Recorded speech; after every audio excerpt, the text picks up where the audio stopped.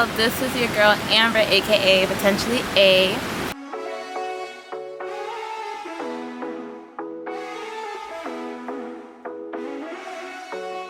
I'm out here in Taughannock Falls, which is located in Ithaca, New York. I'm here for the weekend and I just thought it would be a very peaceful and awesome idea to do a quick little YouTube question and answer on nutrition. Now, I know a lot of people have been asking a lot of questions about like, what should I eat? Can you make me a meal plan? What is macro counting? What are macros? All these other different things, right? And in this video, I'm gonna explain all of that for you guys. As a side note, I am not a dietitian. I am an occupational therapist, which means that I treat clients in order for them to be as independent as possible while pursuing and engaging in meaningful occupations such as self-care, tasks, toileting, dressing, things of that nature. I do not do meal plans. I can give recommendations in terms of what you should eat, but I am only going to refer you to a dietitian if I feel that you need to focus on your nutrition, where they can literally create a meal plan that is specialized for you. So that's it. Somebody is out there as a personal trainer or somebody else is trying to make a meal plan for you. You need to let them go. You need to run. Anyway, so I have my questions here. I've been asked, a lot of people have been asking me different questions, and if none of these questions have been interest of you, definitely drop in the comments questions that you want to hear more of, and I can make another video as well, so I can do a part 2. Also, if you haven't, click that subscribe button down below as well as the bell button so you guys can get notifications on when I drop a new video. So let's get started. So the first question somebody did ask me is, how many days do you meal prep for at a time? So what I usually do is I meal prep for the week, so about for 5 days.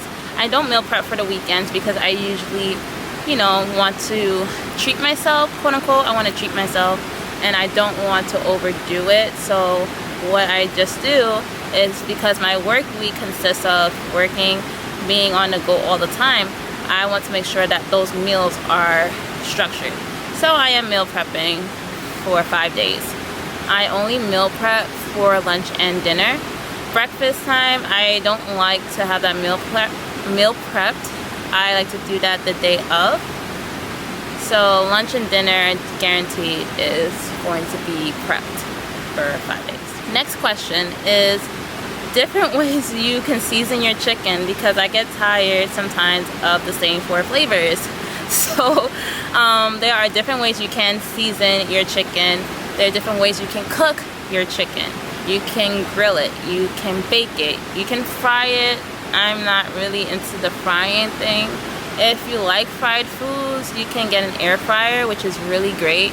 It cooks the food, or it cooks the chicken without that excess oils and fat and things of that nature. So it's being fried by hot air, which is kind of cool, and it's really crispy. So if you don't have an air fryer, definitely invest in one.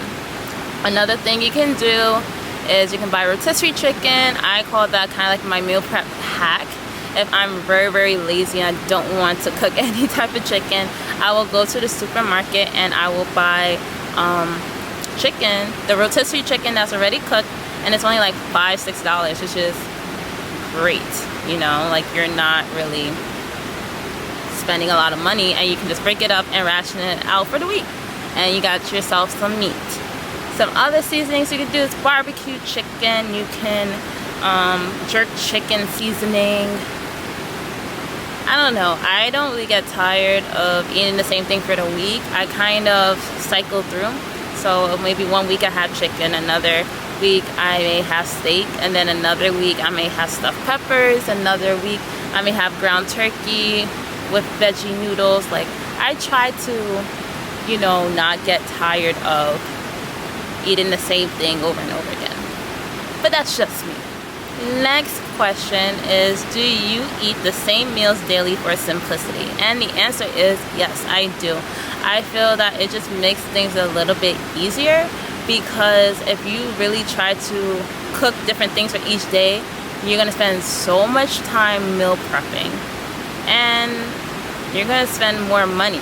You know what I mean? I think meal prepping is supposed to make your life easier, and if you don't have simplicity within your meal prepping, it's just going to be a hassle, and you don't want to meal prep ever again. So my advice is to keep it simple. Chicken, ground turkey. If you don't like those things, you can do veggies. You can do tofu for my non-meat people. Veggie burgers, turkey burgers, whatever you like. You can make the meal prep experience for yourself so much better if you just keep it simple and meal prep foods that you're actually going to enjoy and like. Next question. This should probably have been the first question I should have answered. Anyway, what is macro counting? So macro counting is basically a way where you are counting your macronutrients, or macros for short, on a daily basis or a weekly basis. So macros consist of our fats, our proteins, and our carbs. And those are the three main micronutrients that we need to eat on a daily basis. So a lot of people think that carbs are bad for you, and I'm here to tell you that carbs are good for you. They are so good for you. So eat your carbs, people. So carbs are really good for you. Carbs gives you energy. Fats, healthy fats, right? Like those healthy oils and nuts and things of that nature, those are really good for you. And then your protein comes from your meat. It can come from even non-meat products for like vegans and vegetarians. There are so many things that are great in protein that are great for muscle recovery, as well as building muscle while you are engaging in strength training exercises.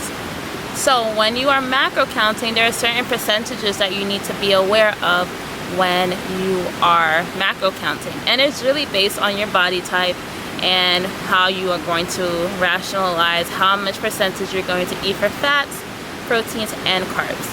For fats, you should never go more than 30% of fats. And then based on your body type, you may eat more protein versus carbs, or vice versa. So for me, I'm in a mixture of a mesomorph and an endomorph. So endomorph are the ones that have kind of like that round build, so they have thicker thighs. And then the mesomorphs are the ones that have the athletic build. So I have like a mixture of the two. So because of that, I know that for carbs, if I eat too many carbs, I'm going to easily gain weight. So I have to be careful of how much carbs I do eat, but I'm still eating my carbs. However, proteins are my thing. So I know I'm going to eat more protein than carbs. So based on my percentages, I would have 30% fats, then I'll have maybe 45% or 40 to 45% of protein, and then the difference of that, when you know, 45 plus 30 is 75, then maybe 25% would be my carb intake.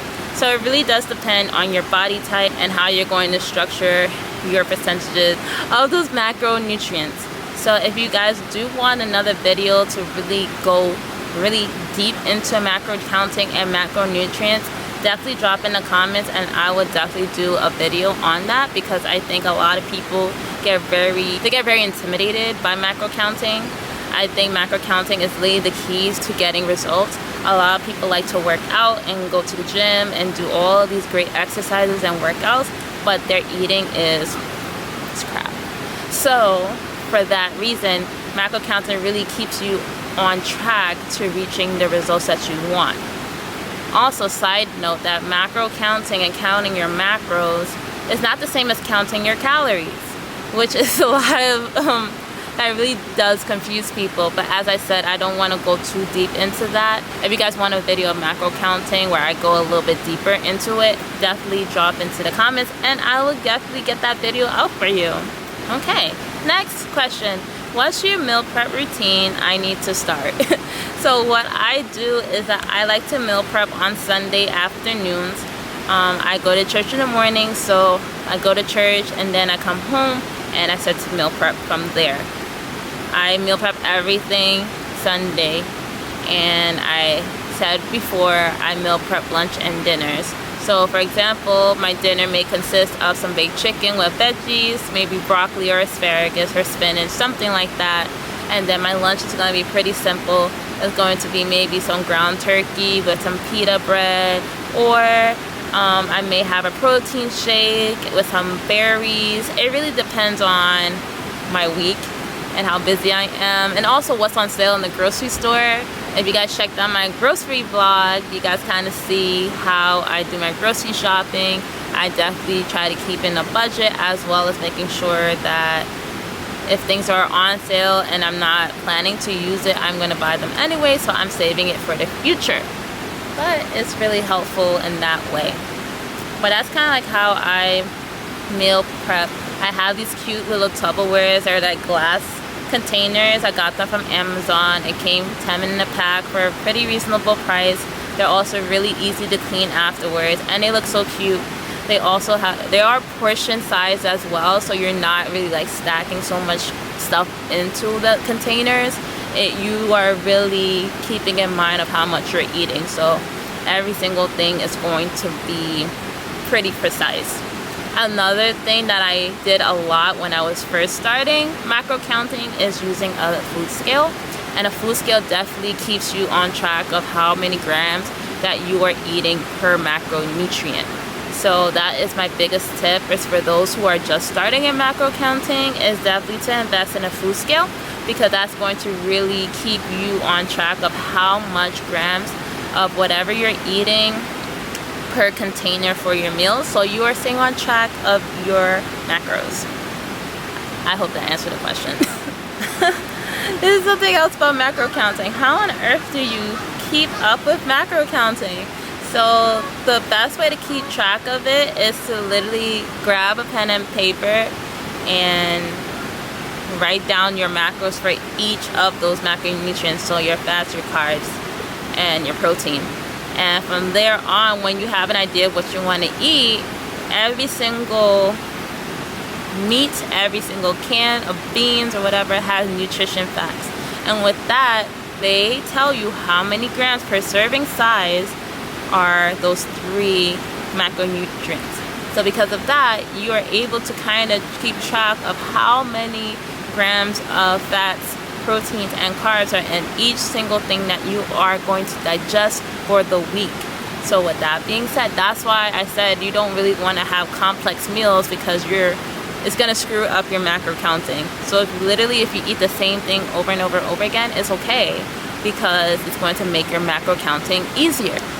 The issue is that some people don't like eating the same meals for the entire week, and to be honest, I don't know what to say because I don't mind eating the same thing for the week. Maybe for the next 2 weeks, maybe that's a questionable thing, but I don't mind. I think it's okay. So it's really up to you on what you like and what you prefer. But if you want it to work, if you want it to be easy on you, I highly suggest to make it simple. Eat the meals for the week. You'll be okay. Your body will thank you for it. Yeah, but those are a few questions that I got. I hope this was helpful for some. If you have a question and you didn't hear it in this video, as I mentioned before, drop in the comments below and I can definitely go for another video on nutrition, a question and answer part 2. If you enjoyed this video, give this one a thumbs up. Leave a comment if you learned a thing or two, but most importantly, enjoy your weekend, enjoy your day. I don't know when you guys are going to watch this, but take the time out to do something new for yourself, even if it's not even macro counting. Whether it's just going out, enjoying nature, being with loved ones, it's going to be great for your mental health and great for you. So with that being said, so this is a reminder, guys, to be potentially yourself, be potentially you. Peace out.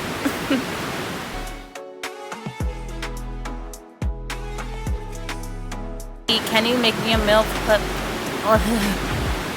of those macro units? Of those macronutrients. So now I know how to pronounce it. It's Taughannock Falls State Park, which is 1775 to 1770. From 1775 to 1783, the area surrounding Taughannock Falls was inhabited by the Cayuga Indians, which was one of the 6 nations of the Haudenosaunee, or the Iroquois in New York. So, fun fact, I went to Ithaca College in Ithaca, New York, years 2018-2019, graduated 2018-2019. And I'd never been here before, so bad.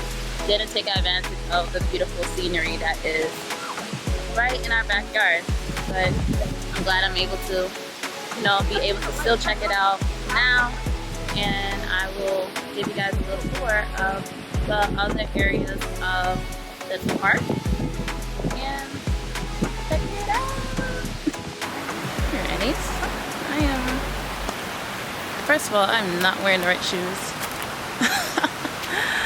I am wearing Birks. Why am I wearing Birks while I'm walking in this place? I don't know. I swear, sometimes Ithaca can be beautiful, right? Ithaca's always beautiful. Fun fact, Ithaca's like slogan or motto? What's that motto? Oh my gosh, Amber.